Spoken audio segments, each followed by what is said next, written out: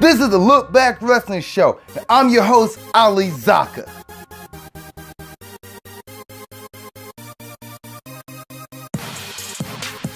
Alright guys, Fastlane 2018.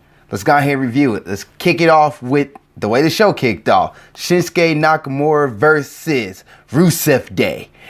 And I guess Rusev to be specific, because Rusev Day be like Aiden English and Rusev. Who Aiden came out rapping. I was like, what? He's doing some kind of lyrical rap. Wasn't like hip hop style, but it was more like poetry, but faster, upbeat poetry, if that makes sense.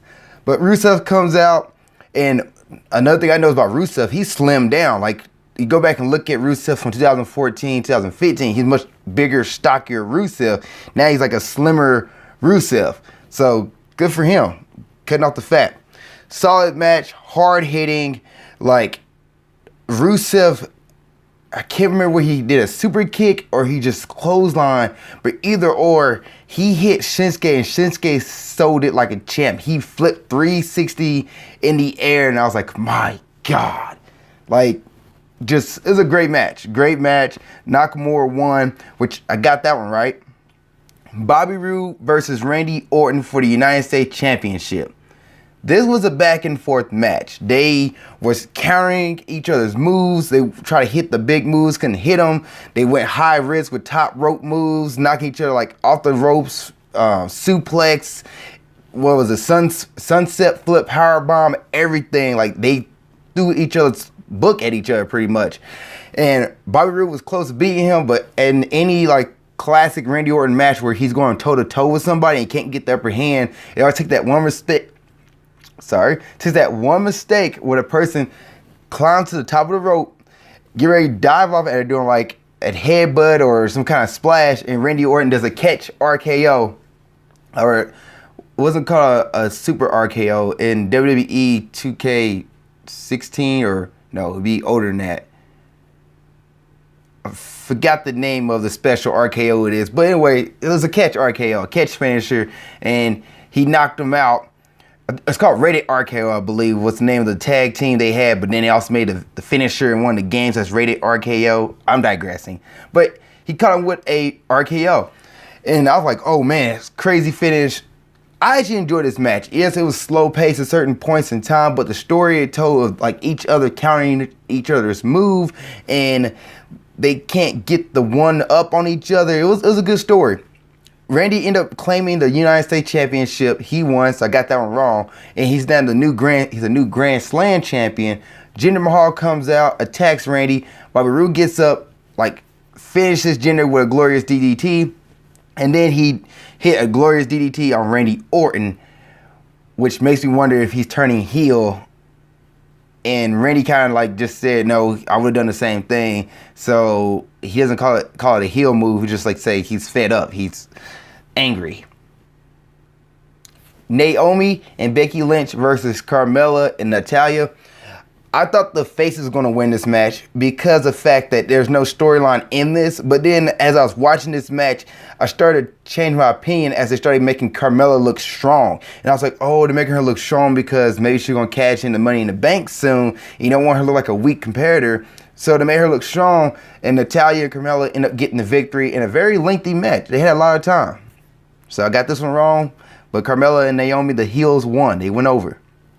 The Usos versus the New Day for the Tag Team Championship on SmackDown. This match is my favorite match of the night. They both went at each other, hitting each other's finisher moves. Like, they're stealing each other's moves and knocking each other out with it. Like, the New Day did the Uso Splash. The Usos did the Midnight Hour. Like, everything. The Uso Parade, I guess, the New Day Parade, the Stampede, New Day Stampede. Is it New Day Stampede? The Unicorn Stampede's in that movie. The Unicorn Stampede, the Usos did it on the New Day. And then the Uso also did the New Day drop on Jay. I believe Jay did it on Coffee. They were just stealing each other's moves. Coffee Kingston did the Uso Splash, or the Usos,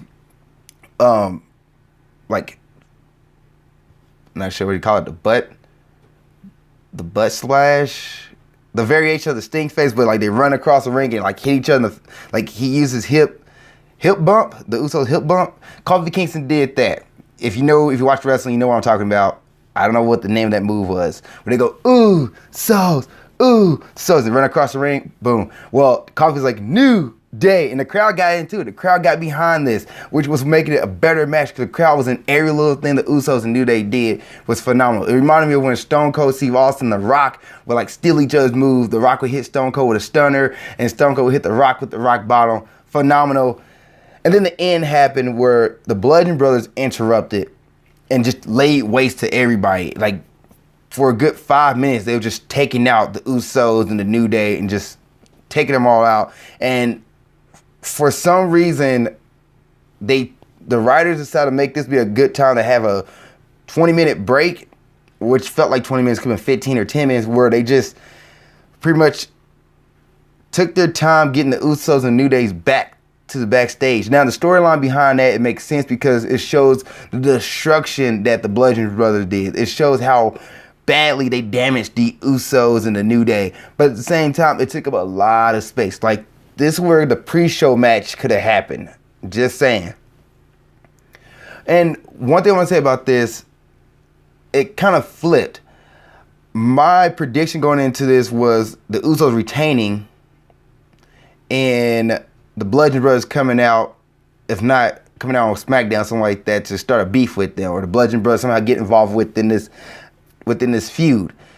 I didn't see the Bludgeon Brothers interrupting the match. The one match I saw being a disqualification was Randy Orton versus Bobby Roode, where Jinder comes out, but Jinder didn't. Jinder just sat back and watched the whole match, and then finally came out the end. So, got that one wrong. But this one, I guess I say I got wrong too, because it didn't work out like I thought. What do you think? Take it or leave it. It is what it is. The next match, we get Ruby Riott versus Charlotte for the SmackDown Women's Championship. And it started off with Charlotte and Ruby start off the match by themselves. And then, of course, the Riott Squad got involved. And then Becky and Naomi got involved. And Becky and Naomi got kicked out. The Riott Squad would get kicked out. A bunch of other shenanigans. Charlotte wins. That's all you need to know. But Asuka appears. When Charlotte won, Asuka shows up out of nowhere and pretty much points at the WrestleMania sign and says that it's going to be Charlotte versus Asuka for the Women's Championship at WrestleMania. I'm excited. Let's go. Finally, we get the final match, the six-pack challenge match for the WWE Championship, which is between AJ Styles, Baron Corbin, Dolph Ziggler, Sami Zayn, Kevin Owens, and John Cena. Everybody got their spots. Everybody laid out everybody. Everybody looked good in this match. Shane O'Mac, for some reason, decided to sit at ringside, which I was like, why is he here? Which he ended up getting super kicked by Kevin Owens after Kevin Owens and Sami Zayn had their beef in the ring. They went back and forth, and then Sami went out and talked to Shane. This is what you want. This is what you want. He ducks and gets out the way, and Shane gets a super kick. Gets a super kick from Kevin. So this caused Shane to get mad, gets involved. He ended up costing Kevin the match. Then he causes Sami the match. Sami's like, what are you doing? The match comes down to Dolph Ziggler getting the upper hand. And Dolph Ziggler is about to get beat by John Cena. John Cena gets distracted by Kevin. Then Kevin lays a pop-up powerbomb at John. And finally, AJ Styles finished Kevin with a phenomenal forearm and retains, and he will go to WrestleMania to face Shinsuke Nakamura, and that's the end of Fastlane. So what do you guys think of Fastlane? You watched this pay-per-view, what do you think? You think it was a better pay-per-view for SmackDown, or you think just an average SmackDown pay-per-view? What do you think? To me, it felt average. We had some big bright spots, but at the same time, it was okay, we're leading to WrestleMania. This is it, the final pay-per-view, WrestleMania, here we go. That's my opinion on Fastlane. What about you? Please put it in the comment section below. Thank you guys for watching this episode of the Look Back Wrestling Show. See you next time. Keep being awesome. Thank you guys for watching this episode. I really appreciate it. Please comment in the comment section below.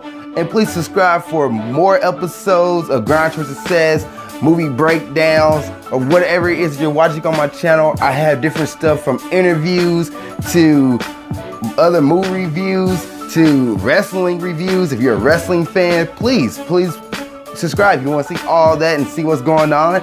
Also, you can follow me on Snapchat here. Follow me on Instagram there to see what I'm doing in my personal life as well as my business and Ninja Warrior. And lastly, you can watch the last episode of Grind Towards Success here. You can watch the last episode of movie breakdowns there. Thank you guys once again. I really appreciate it. See you next time. Keep being awesome.